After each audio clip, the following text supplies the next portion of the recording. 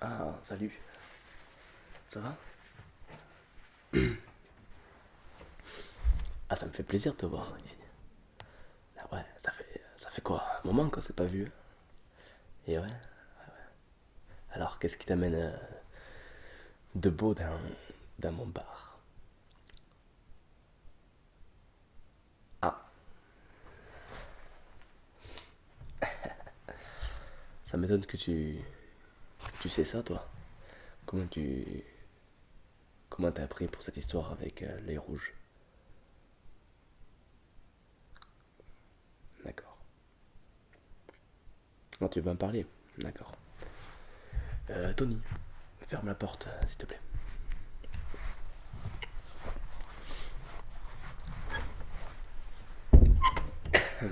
Écoute,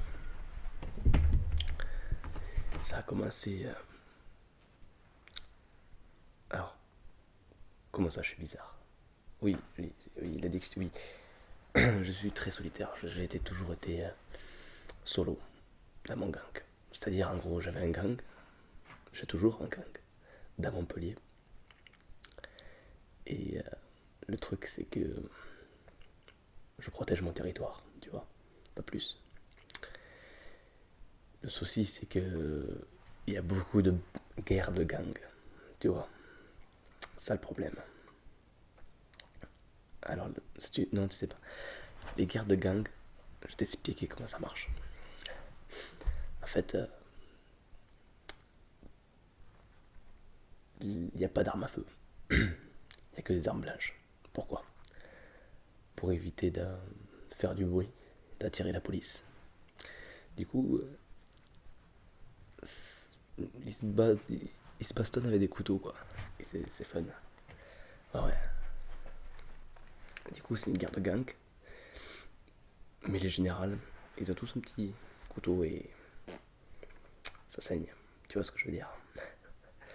Et le truc, c'est que moi, j'ai jamais perdu aucune bataille comme ça. Jamais. Et tu sais, pourtant, j'en ai fait des guerres. Ouais, moi, j'appelle ça des guerres.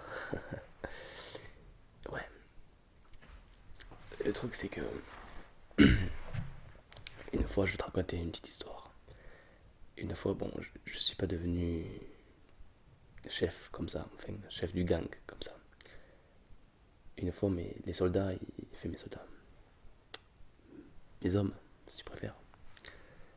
Ils sont partis dans un territoire qu'ils connaissaient pas forcément et ils se font interrompre par un autre gang. C'était logique pour moi. Et le truc, c'est que ils sont fait encercler de partout. Et là, moi, je suis arrivé avec ma hache. Oui, parce que ils sont un petit peu cons entre nous. Ils ont tous des petits couteaux, mais c'est quand même plus fun une hache. Ouais. Non, ouais, c'est vrai. Ils ont plusieurs réactions, les gens. Quand tu vois qu'il y a un gang, tu veux les saigner à mort avec un petit couteau. Il va avoir une hache. Ça déteint. Ouais. Et alors, du coup, j'ai brandi ma hache. Je tapais de tous les côtés. Leurs hommes, ils tombaient un après l'autre. Et mes hommes sont arrivés à reprendre le dessus et on a gagné la bataille. Comme ça. C'est incroyable. Et depuis ce jour, ils m'ont nommé.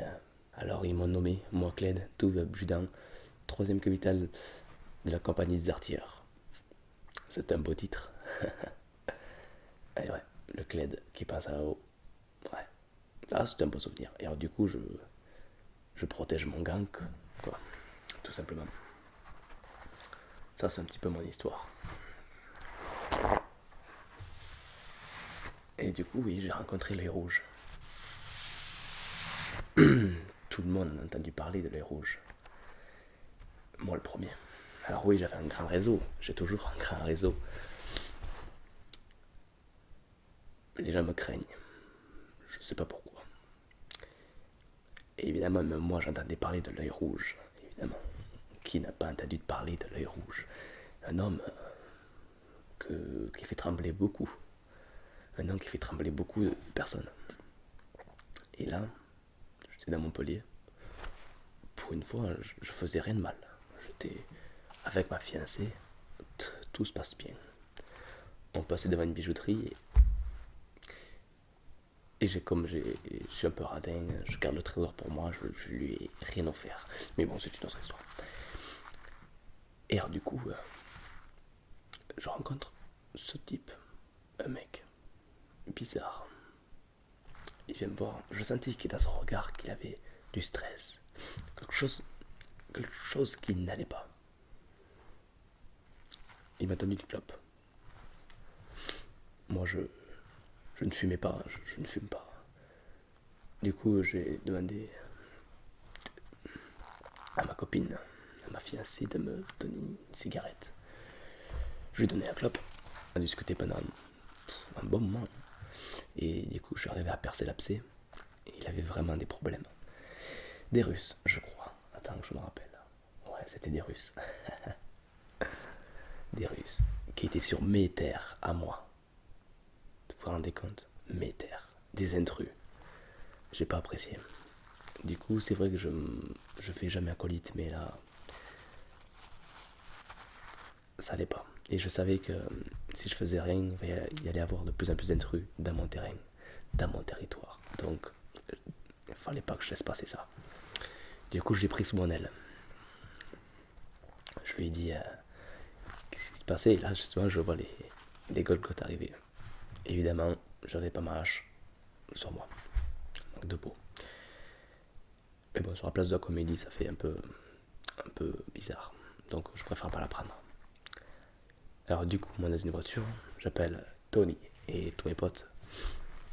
Ils bloquent les ruelles, on arrive à les semer assez rapidement. On peut pas dire que ça soit des produits du volant. Et donc après, pendant 2 mois, je l'héberge. Lui, ça le permettait de rester un petit peu discret pendant quelques temps. Et moi, ben écoute. Et puis cet homme, j'ai appris que c'était l'œil rouge, le célèbre. Vous vous rendez compte, l'œil rouge chez moi. J'étais fier. Mais bon, ça restait un intrus. Mais d'accord. Il faudrait pas que ça parte dans tous les sens. Mais j'étais très fier, l'œil rouge. Du coup, on a discuté, il m'a appris, il m'a appris une petite technique pour faire du business. Alors c'est vrai que moi j'étais pas trop dans le monde du business.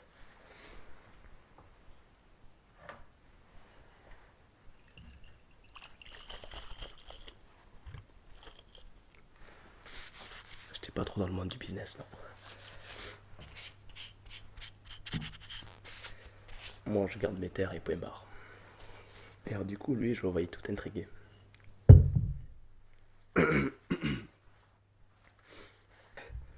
Il parle d'argent, beaucoup d'argent. Et du coup je lui ai présenté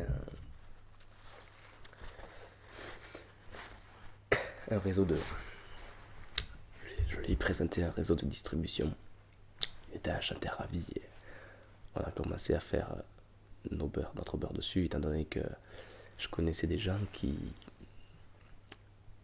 parce que avec les pierres, les rubis, les saphirs, tout ce qui est rubis, tout ce qui est émeraude, beaucoup d'émeraudes on a travaillé. Et une pierre précieuse, je connaissais des gens qui arrivaient à les monter sur des bijoux. Du coup, on a commencé à monter une bijouterie. Cled qui monte une bijouterie. Et on s'est fait beaucoup d'argent. C'était vraiment sympa. Regarde.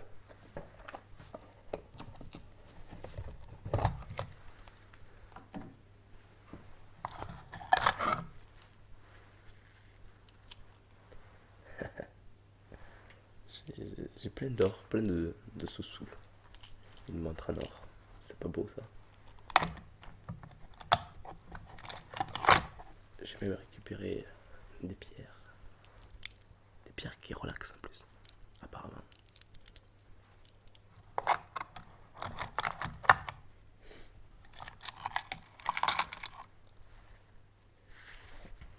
De l'argent. Beaucoup d'argent. C'était une bonne affaire.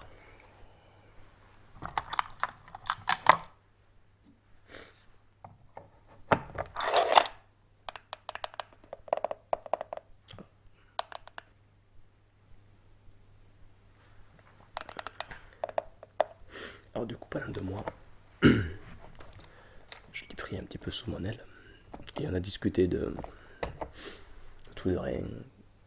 Il parlait donc de ses aventures extraordinaires qu'il a parcourues. C'est vrai que l'œil rouge, il en a vu des choses. Il en a fait des histoires. Il m'a raconté l'histoire de la moto. Ouais.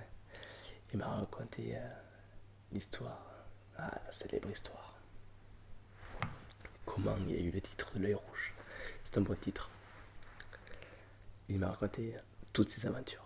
C'était super. J'étais comme un gosse. Devant lui, je rodais. J'ai toujours rêvé d'être comme lui. Et alors, du coup, chemin faisant, on a monté notre bijouterie, on a commencé à faire notre petite business. Et là, je reçois un appel de mon gang qui a encore des soucis. Attention, grosse guerre de gang approche. Moi, j'étais enchanté, ravi. Malheureusement pour les rouges, on devait se quitter. Je suis très solitaire, je vais à droite, à gauche, je bouge beaucoup. Et là, mon gang avait besoin de moi. Donc j'ai pris ma hache pour travailler, mon gun pour m'amuser, évidemment. C'est un cas de recours. Et j'y suis allé. Et là, on était sûr. C'était pas dans un endroit que je connaissais. Je sais pas où est-ce qu'ils sont allés se foutre, mon gang. Dans une sorte de, je sais pas, de ville. Je suis jamais allé. Oh, ils étaient 2-3 fois plus que nous. Incroyable. Et c'est ça que j'aime. J'ai couru sans hésiter, brandissant ma hache. Et on a tout cassé. C'était super. Le truc dans l'histoire, c'est que Rouge a repris son chemin et il est parti faire du business ailleurs. Il m'a donné 10%. Bon, l'argent, c'est pas mon bonheur, apparemment lui, si, donc ça m'a fait plaisir de lui laisser cet argent. C'est vrai qu'il m'a dit qu'il me trouvait bizarre. Il m'a dit, t'es un bonhomme, mais t'es bizarre. Et moi, je lui ai répondu, on est plusieurs dans ma tête, mais attention, attends. C'est moi qui commande. Ça l'a fait rire. Pourtant, c'était pas drôle, enfin, c'était normal, quoi. C'était la vérité. Écoute, je te sers quelque chose à boire. T'es dans mon bar, quand même. Allez.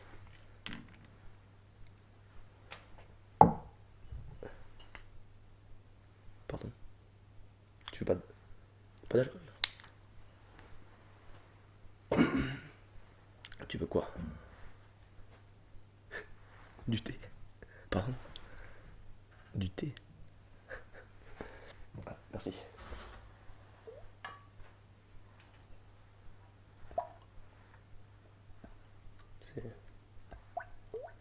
Ça fait des bruits bizarres. Non, désolé, j'ai pas l'habitude de servir du thé. J'ai pas du tout l'habitude. Bon bah écoute. La tienne.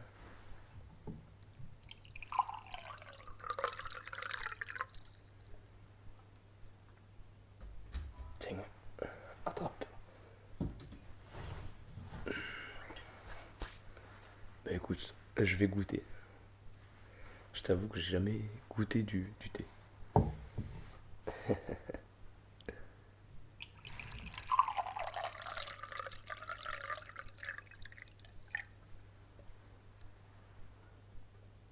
C'est chaud.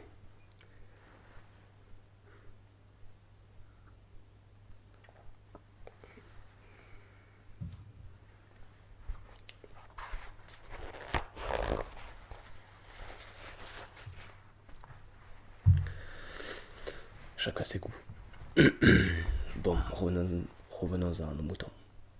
Voilà, à l'heure d'aujourd'hui, j'ai appris que l'œil rouge est en prison. Ouais, c'est ce que tu voulais me dire. Ouais, je sais. Oui, t'inquiète pas, j'ai prévu de le sortir de là. Bah, tu le vois derrière lui que t'as des chiffres, c'est bientôt quoi. Bon, ça m'étonne pas, hein, il fait beaucoup d'affaires. On fait pas une bonne omelette, on fait pas une bonne omelette sans casser quelques œufs.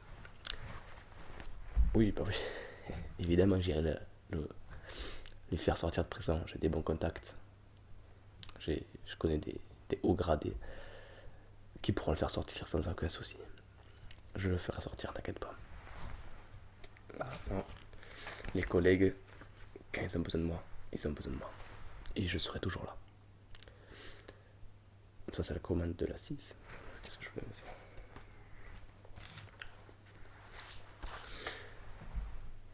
Ouais.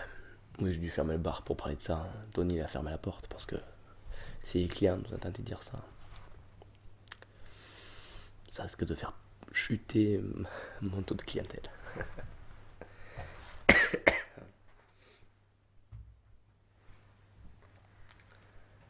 T'as fini?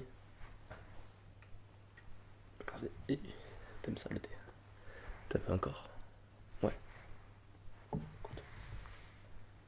Avec cette chaleur, je sais pas si j'aurais pris du thé moi. D'ailleurs, j'en ai pris.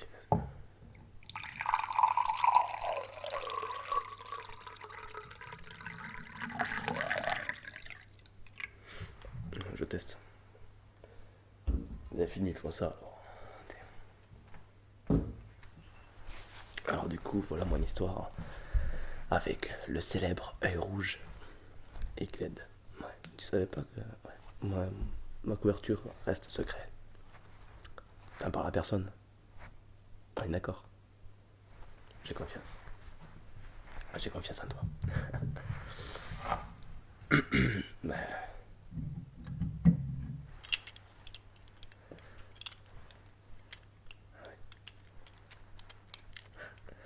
écoute, oui, t'inquiète pas, j'irai le sortir de prison assez rapidement.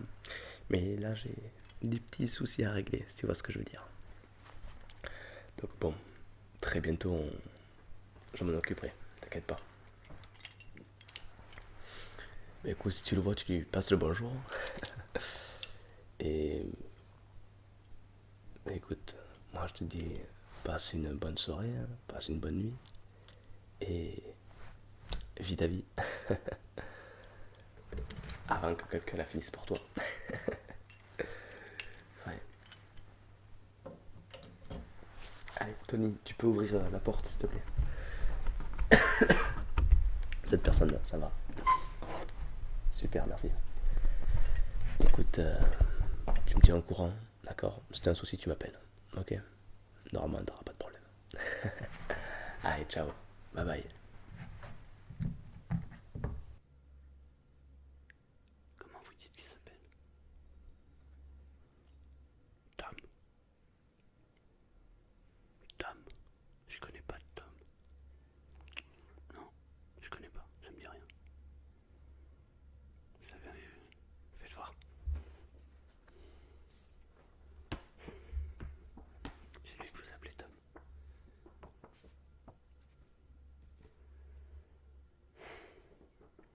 Je l'ai jamais appelé comme ça, moi. Il s'appelle Cled. Ouais, Cled. Si vous voulez savoir comment je l'ai connu, je l'ai connu à Montpellier. Ouais, Montpellier. J'ai eu une sale affaire et je suis tombé sur lui par hasard, un jour. La vie est bizarre, hein. Ouais, ouais, ouais. Elle est bizarre, mais rien n'arrive par hasard. Je l'ai rencontré à Montpellier. C'est un gars qui est solitaire, mais il a une influence incroyable sur les gens. Vous l'avez déjà vu? Ouais. Il a un charisme incroyable, vous avez vu?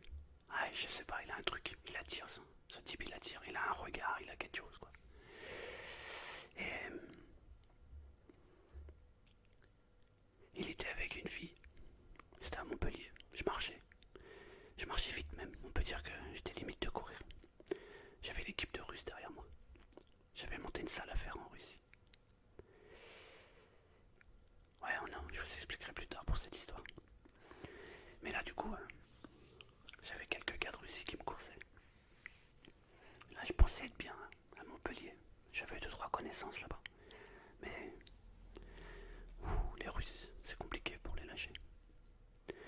Alors lui, il était là avec sa fiancée là, il se baladait.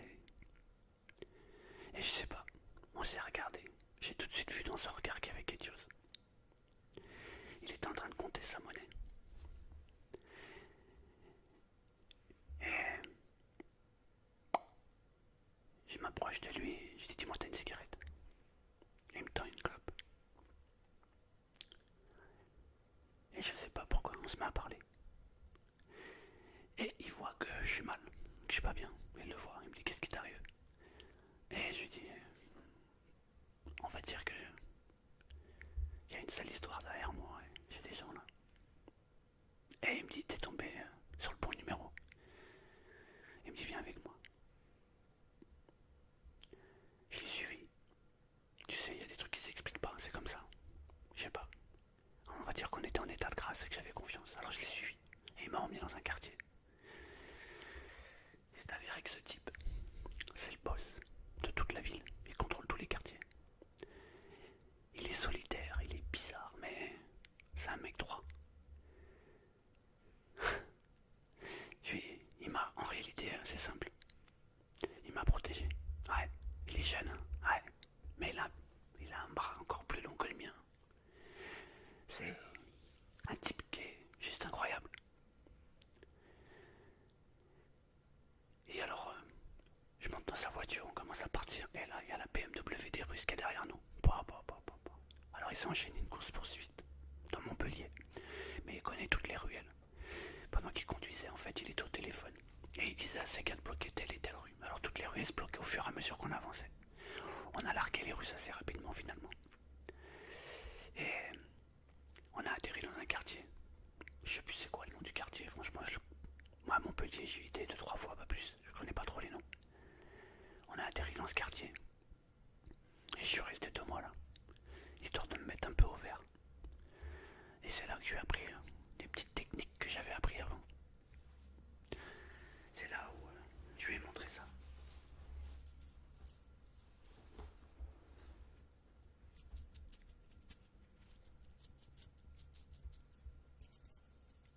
Tu te doutes de ce que c'est ou pas?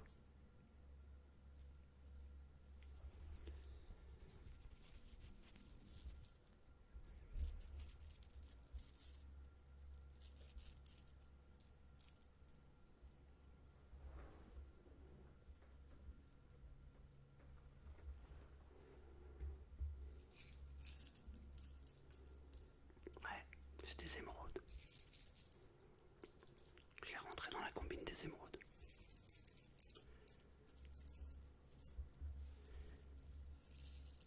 J'ai un contact en Afrique. Il me fait passer les pierres.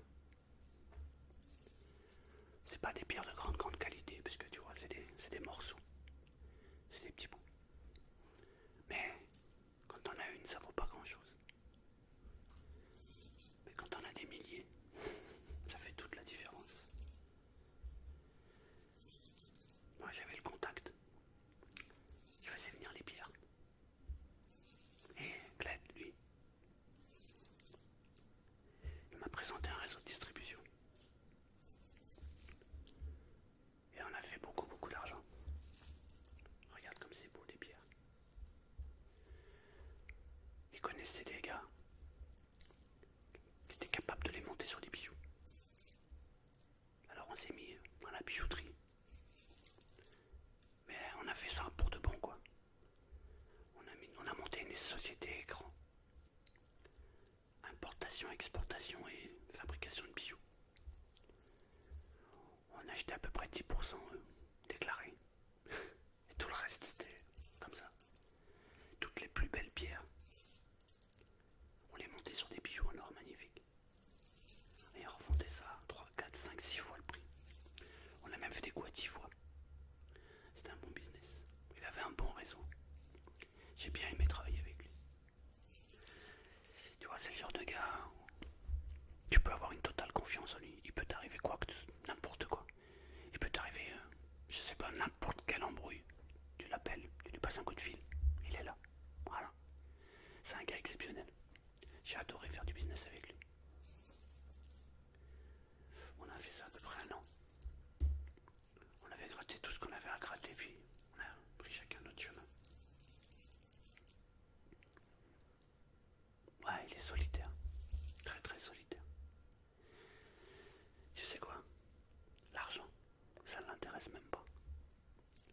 Non, ce qui l'intéresse, c'est le pouvoir.